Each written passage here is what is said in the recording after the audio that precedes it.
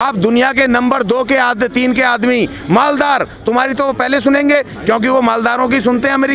America भी और इस देश के भी लोग मालदारों की सुनते हैं। तुम दुनिया के मालदार नंबर 3, तो तुम्हारी कोर्ट पहले सुनेगा। जाओ वहाँ पे, वहाँ डाल लो डेरा, वो आपकी सुनेंगे।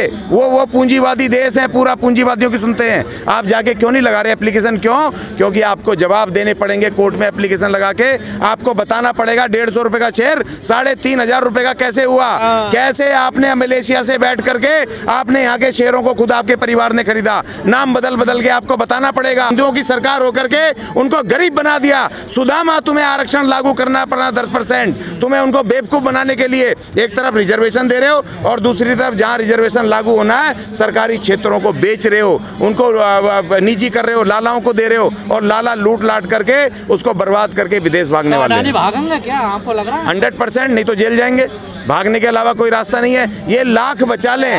देखिए ये किसी हालत में है। जेल कौन भेजेगा? सेबी बेचेगी। सेबी जो इस देश की जो मॉनिटर करती है तमाम इसको फंड को, जो सारे बैंकों को देखती है। SBI का पैसा इस देश की जनता भेजेगी। SBI से सवाल पूछेंगे अभी हम, LI से सवाल पूछेंगे, तुम हमें 10,000 रुपये हमें खाने के लिए, रोटी खाने के लिए या हमें तुम घर खरीदने के लिए लोन नहीं देते।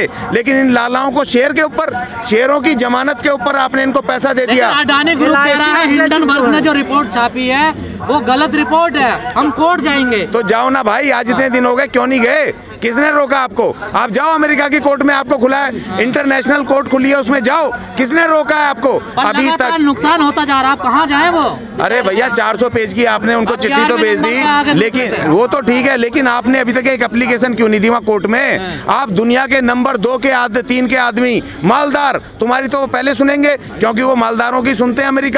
अमेरिका भी और इस देश के भी लोग मालदारों की सुनते हैं। तुम दुनिया के मालदार नंबर 3, तो तुम्हारी कोर्ट पहले सुनेगा। जाओ वहाँ पे, वहाँ डाल लो डेरा, वो आपकी सुनेंगे। वो पूंजीवादी देश है, पूरा पूंजीवादियों की सुनते हैं। आप जाके क्यों नहीं लगा रहे एप्लीकेशन? क्योंकि आपको जवाब देने पड़ेंगे कोर्ट में। एप्लीकेशन लगा के आपको बताना पड़ेगा 150 रुपए का शेयर 3,500 रुपए का कैसे हुआ, कैसे आपने मलेशिया से बैठ करके आपने यहाँ के शेयरों को खुद आपके परिवार ने खरीदा। नाम बदल के आपको बताना पड़ेगा आपने जो चीटिंग करी है। हर्षद मेहता पे लगते रहे हैं, लेकिन उन्हें तो आजकल हीरो माना जाता है। देखिए उनके ऊपर फिल्म भी बन रही है। देखिए हर्षद मेहता कोई विलेन नहीं था, मैं बताऊं। हर्षद मेहता ने अगर मैनिपुलेट किया तो उसने जो सरकारी क्षेत्र से पैसा लिया था लोन, उसने पैसा कमा के रिटर्न किया। मगर ये जो भागे हैं, ये जो महल चौक, ये जो भागे हैं सारे के सारे, ये मोदी वगैरह, नीरव मोदी, फलाने मोदी, ढिकड़े मोदी और ये अपने वो किंगफिशर वाला और ये सारे भागे महाचोर। ये पैसा लेके भागे हमारे बैंकों का, हमारे देश का पैसा लेकर के भागे हैं, या भगाया हो या भागे हैं। और अब ये अडानी भागने वाला है। और देखो इसमें सबसे बड़ी बात ये है कि इसमें ज़्यादातर लोग बेचारे वो मोदी जी के गांव के क्यों हैं? वो सारे के सारे इन्हीं के गांव के क्यों हैं और इन्हीं के साथ उनका रिश्ता क्यों जुड़ रहा है? कहा जाता मार्केट को तो पूरी दुनिया मैनिपुलेट करती है, हर कंट्री अपने अपने हिसाब से करती है। लेकिन इस तरह नहीं करती ना, अपने लोगों को नहीं लूटती ना, आप दूसरों को लूटो ना भाई। आप अमेरिका को लूटो, आप इंग्लैंड को लूटो, आप दूसरे को लूटो। आप अपने भारत के बैंकों को लूट रहे हो। हमारे गरीबों का पैसा, हमारे जो तनख्वाह आती है, जो 100 रुपये, 500 रुपये, 1000 रुपये हम बचाते हैं, वो हमारा पैसा, हमारे जीवन बीमा, हम अपने बच्चों के लिए एक पैसा जोड़ करके LIC लेते हैं, हमारा पैसा आप दे रहे हो। बिजनेसमैन को तो अपने पैसे से करो ना भाई। देश का पैसा क्यों बर्बाद कर रहे हो? हमारा पैसा किसने कहा सरकार को देने को? क्यों दिया आपने उसको पैसा? आपको जवाब देना पड़ेगा। देखिए देश की ये जनतंत्र है, जनता की अदालत में इन सबको जवाब देना होगा। हमारे खून पसीने की कमाई आपने क्यों दी है? और ये बजट में दिख गया, इन्होंने इसीलिए लॉलीपॉप दिया। ये चुनावी बजट है, इसीलिए लॉलीपॉप दिए इन्होंने।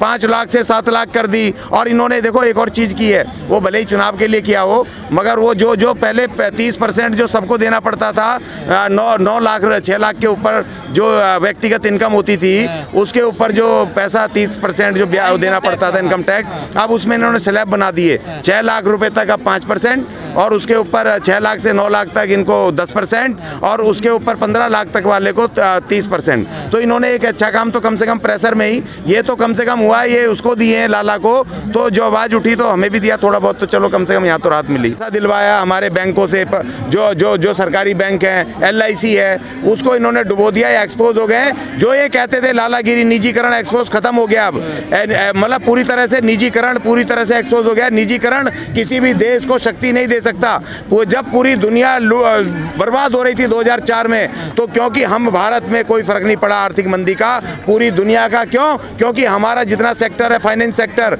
चाहे हमारे LIC हो, चाहे बैंक्स हो, वो सब हमारा सरकारी क्षेत्र में था। पूरा धन हमारे सरकारी खजाने में आता था, किसी लाला की जेब में ना जा करके। आज 5 लाख करोड़ का लॉस हुआ है, वो लाला भागने वाला है। और कम से कम 1 लाख 1.5 लाख करोड़ का लाला अडानी जी, अब उनका भी एक वो तैयार है, अडानी पे वो भी भागने वाले। शेयर को मैनिपुलेट किया है, गुमराह किया है पूरी मार्केट को। देखिए, एक पत्रकार, एक कंपनी, विदेशी कंपनी उसको जवाब नहीं दे पा रहे हैं, और उसने कह दिया तिरंगे में लपेट के कब तक देश को लूटोगे भाई। एक विदेशी तुम्हें चुनौती दे रहा है, और तुम्हारे कहते हैं, जब तुम्हें छींक मारते हैं ना, कहते हैं दुनिया में डंका बज रहा है, तो आज एक डंका तुम्हारे भ्रष्टाचार का, तुम्हारे कुकर्मों को भी बज रहा है, और आप कह रहे हो कि वो हमें बदनाम कर रहे हैं। अरे जाओ अमेरिका में और उसके खिलाफ रिपोर्ट दर्ज कराओ, और जाओ उनके खिलाफ केस दर्ज करो।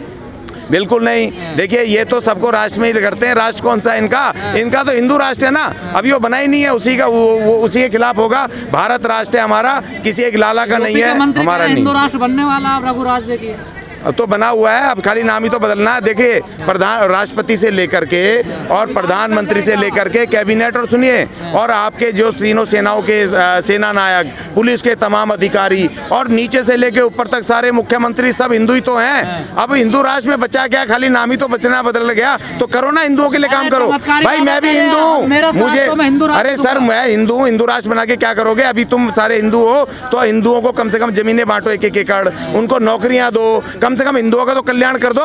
छोड़ो मुसलमानों को, छोड़ो क्रिश्चियनों को, छोड़ो दूसरों को, तो जो हिंदू हैं उनको तो दे दो, उनकी तो शक्ति बढ़ा दो। ओबीसी समाज के अंदर भाईचारा स्थापित आरएसएस करने नहीं देगा साथियों।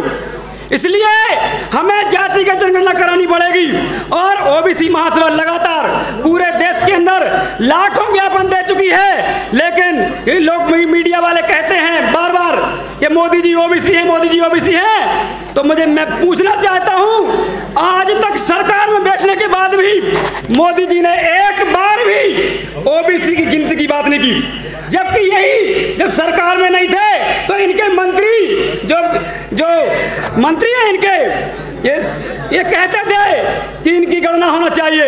इनका ये दोगलापन हमें 2024 में और मध्य प्रदेश में 2023 में खत्म करने का काम करना है साथियों।